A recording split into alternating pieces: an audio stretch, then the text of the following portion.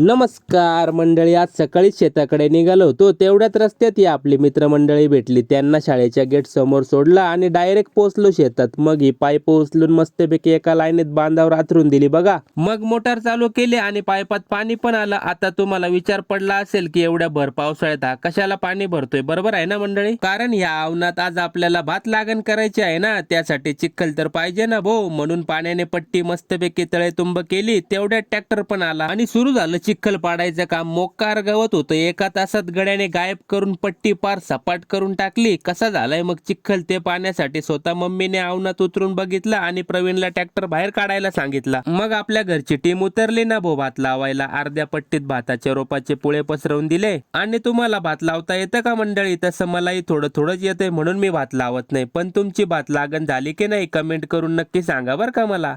अरे हे काय, बघता बघता अर्धी पट्टी भात लावून टाकला यांनी आणि सर्व रोप इथंच संपवून टाकला ना भाऊ. आता काय करायचं उरलेल्या जागेचं? आपले अजून अर्धी पट्टी भात लावायचं बाकी आहे. अजून आपल्याला अर्धी पट्टीला रोप कमी पडलाय. तो आता उद्या करू आणि मग पूर्ण पट्टी लावू. चला मग तुम्ही अजून आपल्या आयडीला फॉलो केलं नसेल तर फॉलो करून घ्या. भेटूया उद्याच्या व्लॉग मध्ये मंडळी.